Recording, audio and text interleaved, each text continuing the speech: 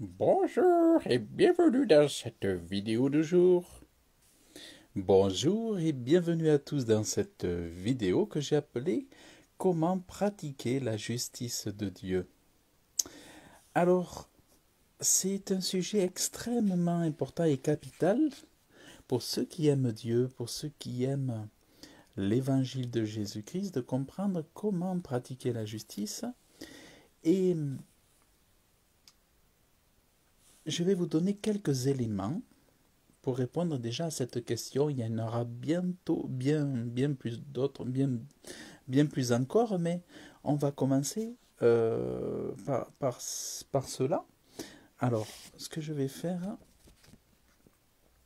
je vais reprendre aussi quelque chose qu'a dit Jésus, vous allez voir. Alors, il est écrit dans la parole de Dieu, donc c'est Jésus qui parle, « Ne pensez pas que je sois venu abolir la loi ou les prophètes, je suis venu non pour abolir, mais pour accomplir.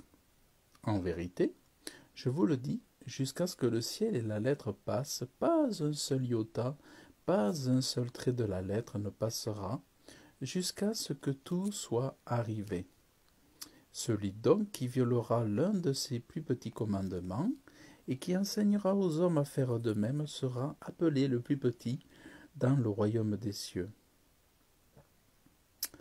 Mais celui qui les mettra en pratique et les enseignera, celui-là sera appelé grand dans le royaume des cieux. Car je vous le dis, si votre justice, voyez, donc là il est parlé de pratiquer la justice. Donc si votre justice n'est pas supérieure à celle des scribes et des pharisiens, vous n'entrerez point dans le royaume des cieux. Donc Jésus ensuite il parle des commandements de Dieu. Parce qu'autant Jésus est venu apporter ses commandements, donc les commandements de Jésus, mais il appuie, soutient et prolonge évidemment les commandements éternels de Dieu comme étant toujours d'actualité. D'ailleurs, il le dit là. Vous avez entendu qu'il a été dit aux anciens, tu ne commettras pas de meurtre, celui qui commet un meurtre sera passible du jugement. Mais moi je vous dis, quiconque se met en colère contre son frère sera passible du jugement. Donc voyez, Jésus élève je dirais, le niveau, l'exigence. L'exigence de la justice est élevée. Celui qui dira à son frère Raka sera justiciable du Sanhédrin, et celui qui dira insensé sera passible de la géhenne de feu. Donc, la justice, vous voyez, c'est vraiment donc à retenir. Si votre justice n'est pas supérieure à celle des scribes des pharisiens, vous n'entrerez point dans le royaume des cieux. Donc la confession ne suffit pas pour le salut. Il y a nécessité, évidence de pratiquer aussi la justice. Donc ça c'est vraiment important. Donc regardez, à un moment donné, Jean-Baptiste ne voulait pas baptiser Jésus, parce qu'il disait, c'est à toi, Jésus, de me baptiser. Qui suis-je, moi? Regardez. Alors Jésus vint de la Galilée au Jourdain vers Jean pour être baptisé par lui. Mais Jean s'y opposait en disant, c'est moi qui ai besoin d'être baptisé par toi, et c'est toi qui viens à moi? Jésus lui répondit, laisse faire maintenant, car il est convenable que nous accomplissions ainsi toute justice. Donc, vous voyez, Jésus pratiquait la justice, et là, on voit qu'un des éléments de la pratique de la justice, c'est le baptême d'eau. Le baptême d'eau, c'est un acte d'obéissance, un acte de foi, qui est aussi un acte de justice devant Dieu, indispensable. Tant que l'homme peut le faire, c'est à l'homme de le faire de son vivant. Évidemment, si un homme donne sa vie sur son lit, dans un lit, parce qu'il est paralysé, qu'il ne peut pas marcher, qu'on ne peut pas le baptiser, alors à ce moment-là, il ne peut pas pratiquer le baptême, mais dès lors qu'un homme peut faire le baptême par immersion, alors il doit le faire, parce que c'est ainsi qu'il accomplit la justice de Dieu devant son Créateur. Donc, il est important de comprendre que il y a des exigences pour le chrétien de par l'évangile de Jésus-Christ. Alors, on va reprendre quelques éléments, on ne va pas les reprendre tous, mais quelques-uns. Et regardez, dans Matthieu 6, il est écrit « Gardez-vous de pratiquer votre justice ». Voilà, donc on y revient. Et là, on va voir les éléments, les points pratiques pour justement faire la volonté de Dieu. Gardez-vous de pratiquer votre justice devant les hommes pour en être vu, autrement vous n'aurez pas de récompense auprès de votre Père qui est dans les cieux. Donc toute pratique de la justice a pour effet d'obtenir des récompenses, des richesses et des bénédictions spirituelles mais aussi matérielles dans ce monde. Pourquoi? Parce que Dieu ne souhaite pas nous bénir uniquement lorsque nous serons dans le ciel, mais Dieu veut aussi nous bénir sur la terre par des biens. D'ailleurs, je vais vous le montrer. Je vais vous le montrer que Dieu veut aussi vous bénir sur la terre. Il n'y a pas que les bénédictions spirituelles. Vous allez voir.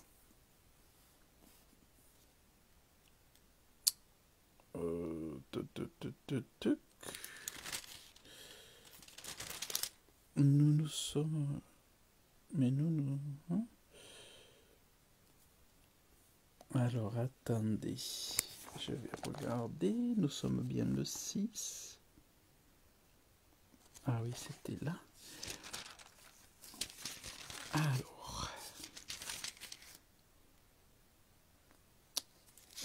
Nous sommes le 6. Aussi, voilà, c'est ici, il est dit, « Oh, si je n'étais pas sûr de contempler la bonté de l'Éternel », c'est-à-dire que l'homme de Dieu, l'enfant de Dieu, Satan, il sait, il espère en Dieu pour les choses de ce monde aussi sur la terre. Il espère voir la bonne main de Dieu, la main tendue de Dieu, pour avoir des biens sur la terre aussi, parce que Dieu accorde des bénédictions matérielles, financières et tout le reste, parce que la bonté de Dieu, il touche tous les domaines de la vie des hommes et des femmes. Il ne s'agit pas uniquement de donner le paradis ou le pardon, mais il s'agit vraiment de bénir sur la terre. Alors, donc, comment pratiquer donc la justice? Eh bien, regardez, il nous est dit, quand donc tu fais l'aumône? Voilà, pour pratiquer la justice, il faut être quelqu'un qui soit un semeur. La loi de la semence, c'est important de semer. C'est important de semer tout autour de vous, pas simplement une fois de temps en temps, une fois par an, mais c'est important d'être un semeur. Un forgeron ne devient forgeron que lorsqu'il forge souvent. Sinon, il n'est qu'un forgeron occasionnel. On ne devient semeur que quand on pratique la semence régulièrement. Or, c'est important de faire l'aumône souvent, pas une fois par an, mais quand vous voyez des pauvres, c'est important de vous tourner vers eux. Plus vous donnerez, plus vous recevrez. Sachez que le premier semeur, c'est Dieu. Dieu, il sème en vous la parole de Dieu. C'est lui qui sème sur vous. Vous êtes une terre, vous êtes un chemin, vous êtes un récepteur, mais c'est Dieu qui sème sur votre vie aussi, qui vous envoie des dons, qui vous fait des cadeaux, qui vous donne des talents. Mais vous aussi, vous devez semer, sinon vous risquez de pourrir, de moisir et d'exploser en plein vol, parce que si vous vous remplissez sans bénir les autres, vous allez vous bloquer et vous allez vous faire du mal, vous faire du tort. Il est important de semer. Sur la terre, c'est important de semer et de ne pas retenir les choses que vous avez. Même, et que ce soit dans les proportions que vous avez, il ne faut pas vous cacher derrière en vous disant j'ai un petit salaire alors je ne peux pas donner, je suis au chômage alors je ne peux pas donner, je suis à la retraite alors je ne peux pas donner. il vous faut donner, quels que soient vos moyens, enfin il vous faudrait donner selon la parole de Dieu, avec joie, non pas sous le bâton, mais il faudrait le faire toujours avec joie. Et sachez que même si votre salaire est petit, eh bien, dans les proportions que vous avez, on le voit très bien dans la Bible, il y avait une dame qui était très pauvre, eh bien, elle a donné tout ce qu'elle avait. Mais je vous assure qu'à l'issue de son geste, elle a dû vivre l'abondance, parce que Dieu l'a vu, et même Jésus-Christ l'a vu. Donc, très important de donner l'aumône. Si vous fuyez du regard le pauvre, c'est pas bon du tout pour vous. Donc, c'est pour ça que moi, jamais je ne détourne mon regard du pauvre et je donne l'aumône toutes les fois que je le peux. Ensuite, comment pratiquer la justice? Eh bien, en priant. Prier, c'est pratiquer la justice et c'est manifester votre foi. Donc, vous voyez, donc c'est important de savoir que la prière, c'est un acte de justice, et tout comme l'aumône, c'est un acte de justice. Alors, l'aumône, ça peut être les gens dans la rue, les gens dans l'église, ça peut être faire du bien aux hommes de Dieu qui vous bénissent par l'enseignement, ça peut être en faisant, l'aumône, c'est le sujet des finances au niveau du chrétien, c'est un large sujet très vaste. D'ailleurs, il y a beaucoup de mystères là-dessus, beaucoup de secrets qui ne sont révélés qu'à ceux qui craignent Dieu. Beaucoup n'ont pas accès à certains de ces mystères autour de l'aumône parce que, euh, par manque d'humilité et par manque de crainte de Dieu, ou d'amour de Dieu, je dirais. Mais vraiment, je prie que Dieu vous ouvre les yeux là-dessus parce que quand vous ne pratiquez pas cela, vous risquez de ne pas être joyeux dans votre vie spirituelle. Si vous voulez être joyeux dans votre vie spirituelle, il vous faut vraiment pratiquer ce principe-là parce que il est dit que les récompenses sont reçues par la pratique. Si vous voulez recevoir une joie abondante, il vous faut passer par là. Sinon, vous n'y goûterez pas au don des cieux en abondance. C'est pour ça que des fois on se demande, mais comment lui il est joyeux, comment lui il est heureux? Eh bien c'est parce qu'il pratique ces choses. C'est en les pratiquant que vous verrez des transformations. Croyez pas que Dieu donnera toutes choses à ceux qui ne lui obéissent pas, ce n'est pas possible. Pareil, la prière, c'est important de prier, mais pas de prier 5 minutes.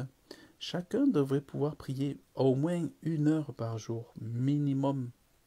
Donc lorsque vous priez, c'est pareil, quand vous donnez, il ne faut pas donner 20 centimes, il faut donner 10 euros, 20 euros, 100 euros, 500 euros, 1000 euros, il faut donner aux pauvres. Il ne faut pas donner 20 centimes, il ne peut même pas acheter un sandwich. Et quand vous priez, il ne faut pas donner 5 minutes à Dieu, il faut donner 1 heure, 2 heures. Vous voyez? Donc ça c'est la justice. Jésus donnait les nuits entières. Jésus donnait des nuits entières. Et ensuite, alors on va continuer, je vais pas faire quelque chose d'exhaustif, de détaillé, mais je vais vous donner des éléments de réflexion, de pratique. Et ensuite, il est dit, lorsque vous jeûnez. Voilà. Donc, d'autres éléments de la pratique de la justice, c'est de jeûner. Et Jésus disait que les pharisiens, dans leur justice, ils donnaient la dîme et ils jeûnaient 2 fois par jour. Ils donnaient la dîme et ils jeûnaient 2 fois par jour. Donc vous voyez, il y a un niveau déjà élevé, hein, au niveau des pharisiens. Donc vous voyez vraiment, c'est... Et ensuite, donc, jeûner, et ensuite, il y a autre chose. Dans la pratique de la justice, il y a aussi rejeter l'amour de l'argent. Donc, nul ne peut servir d'un maître, où il ira l'un et aimera l'autre. Donc, il faut rejeter le dieu argent, le dieu mammon. Et la manifestation que vous avez réellement, efficacement rejeté le dieu mammon, qu'il ne trône plus dans votre cœur, c'est lorsque vous êtes capable d'amasser des trésors dans le ciel et de donner votre dîme à Dieu. Parce que le seul moyen de mettre des trésors dans le ciel, c'est de donner des dîmes à Dieu et de donner des offrandes à Dieu comme on le voit dans l'Ancien Testament, on le voit partout, c'est-à-dire le 10e et au-delà. Et vous êtes en train d'amasser des trésors dans le ciel, dans les banques du ciel, comme on dit. Mais ça fait partie des choses que beaucoup de gens discutent, parce que tout simplement, tout simplement parce qu'ils ont des soucis avec l'argent encore. Voilà. Donc moi j'amasse beaucoup de trésors dans le ciel. Moi je fais ma part de mon côté, quoi que disent les autres. De toute façon, vous savez, c'est pas la généralité qui a raison, hein. La généralité a toujours tort, c'est toujours un petit reste qui a raison. Donc même si 90% disent «Ah oui mais non, la dîme c'est fini» et tout ça, ben dites-vous que si vous êtes dans la grande majorité, vous faites partie de la grande majorité qui a tort. Il y a uniquement dans les chrétiens, entre 12 et 15% des chrétiens uniquement qui donnent la dîme. Et voilà donc cette minorité qui a raison. Et sachez que c'est très important, quand vous méditez beaucoup la parole de Dieu, la dîme, elle est partout. Vous la voyez partout qui saute aux yeux. Partout. Alors, je vais essayer de vous montrer. Partout. Alors...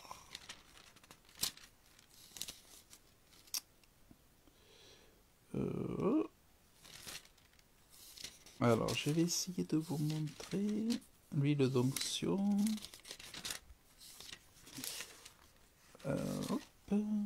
Voilà. Toutes les dîmes, des produits de la terre, soit des semences de la terre, soit du fruit des arbres, appartiennent à l'Éternel. C'est une chose consacrée à l'Éternel. Si quelqu'un veut racheter quelque chose, pour toute dîme de gros de menu bétail, de tout ce qui passe sous la houlette, le 10e sera consacré à l'Éternel. En fait, c'est ce qu'on appelle les prémices. La dîme, ce sont les 10% de vos finances. Et en fait, c'est ce que vous donnez à Dieu, pas aux hommes. Alors, mais par contre, il vous faut être guidé pour le donner aux bonnes personnes. Moi, je prie Dieu de me montrer les bonnes personnes à qui je dois le donner. Et je le remets à Dieu, au sacrificateur de Dieu, et après, eux, normalement, donnent la dîme de la dîme. Alors, il y a des commandements qui appartiennent à la sacrificature de Moïse, mais il faut discerner spirituellement ces choses, parce qu'il y a des choses qui demeurent éternelles. Par exemple, vous avez autrefois Jacob qui a donné la dîme, vous avez Abraham qui a donné la dîme, et pourtant les ordonnances, la sacrificature de Moïse et d'Aaron n'existaient pas encore. Mais c'était une loi qui était gravée dans leur cœur, et ils payaient la dîme, alors que pourtant Dieu n'avait pas parlé à Moïse ni rien encore. Donc c'est vraiment très important de comprendre ça. Alors moi j'avais fait beaucoup d'enseignements sur la dîme, j'en ai fait plusieurs qui doivent être disponibles, je pense, sur ma chaîne YouTube. Et la justice aussi, Jésus montre dans la justice que les 12 commandements de Dieu, les décalogues, sont toujours d'actualité. Donc on doit toujours honorer son père et sa mère, on doit toujours rejeter les statues, les idoles, on ne doit pas se faire d'autres dieux, tout ça. Et voilà. Et il y a la notion du sabbat aussi, qui est très important. Moi, je pratique le sabbat aussi. Je ne parle pas du culte du dimanche, hein, mais je parle vraiment du sabbat, parce que Dieu n'a pas annulé son commandement. Aucun des commandements de Dieu n'a été annulé, mais malheureusement, à cause de la tromperie des doctrines catholiques, les chrétiens ont oublié que le sabbat était gravé dans les 12 commandements et qu'il est inaltérable, et que Jésus en plus le dit. Vous voyez, Jésus le dit, en plus il nous dit malheur à ceux qui suppriment un des commandements. Mais voilà, donc en gros, vous avez donc ici des éléments pour répondre à la question. C'est pratiquer les aumônes, pratiquer la prière, pratiquer le jeûne et amasser des trésors dans le ciel, c'est-à-dire rejeter le Dieu Mammon et semer dans le royaume de Dieu.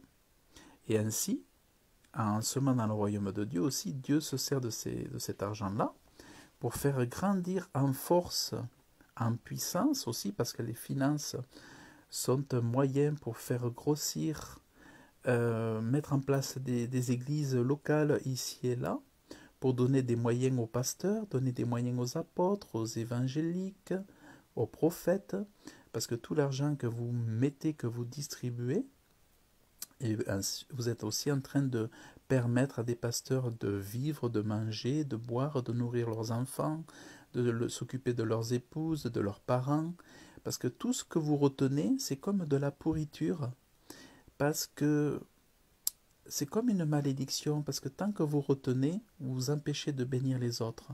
Donc c'est important de savoir ça, mais les gens qui retiennent, c'est souvent qui ont encore ce mammon, le dieu argent dans leur cœur, et qui ne le savent pas eux-mêmes. Alors que celui qui donne, qui aime donner, qui aime bénir, qui aime faire, qui aime partager, eh bien celui-là, il est heureux de donner, il est heureux, et en plus, il reçoit ses récompenses, parce que quand vous donnez, eh bien Dieu vous donne encore plus de joie, et, et même si jamais un mal devait vous tomber dessus, et vous seriez heureux de souffrir pour Jésus-Christ. C'est pour ça que plus vous pratiquez ces choses, plus vous serez heureux, plus vous serez content, plus vous serez joyeux, plus vous serez dans la compréhension de la parole de Dieu, parce que vous direz oui, c'est vrai, mais ça c'est vrai, mais ça c'est vrai, mais ça c'est vrai. Mais si vous ne le pratiquez pas, les choses de la parole vous sembleront très éloignées, vous direz, mais pourquoi je ne connais pas la guérison, pourquoi je ne connais pas ceci? Sachez que quand vous pratiquez toutes ces choses, vous recevez des guérisons incroyables. Moi, grâce à l'aumône, Dieu m'a toujours guéri. Dieu m'a toujours guéri. Et je savais que c'était parce que je donnais beaucoup d'aumônes aux pauvres que Dieu me guérissait, parce que j'étais fidèle dans certaines des choses qu'il me recommandait. Et il m'a assuré ma guérison. Il y a des promesses, mais les promesses ne peuvent être saisies, touchées, que par la pratique, l'observance des commandements de Jésus-Christ, des commandements de Dieu. Effectivement, le salut est gratuit, mais toute chose mérite de faire des efforts pour y accéder et de renoncer à mammon, renoncer à toutes ces choses-là, et que votre cœur s'élargisse, grossisse, grandisse pour pratiquer la justice de Dieu. Voilà, tous ces éléments. Alors pour le jour du sabbat, si tu veux en savoir plus, Carole, je t'invite à m'envoyer un message privé sur Messenger, et je pourrais t'envoyer un fichier, parce que un fichier pour t'expliquer quels sont les jours de sabbat, parce que le calendrier biblique, selon l'époque de Jésus-Christ, le vrai calendrier biblique, c'est pas un calendrier solaire, c'est un calendrier lunaire, le calendrier biblique véritable, et ce qui fait que les jours de sabbat sont variables.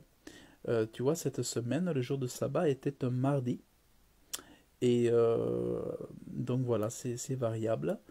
Alors voilà, moi c'est des choses que j'ai découvert il n'y a pas longtemps, mais j'avais toujours su que le sabbat était un commandement, mais je ne savais pas, je ne comprenais pas, je disais, mais pourquoi l'Église ne le fait pas?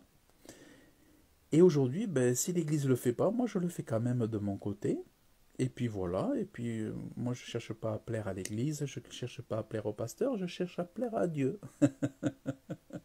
Donc voilà, le principal c'est de grandir, d'avancer dans les révélations, et surtout d'avoir la conviction quand on fait quelque chose, et de le faire dans la joie.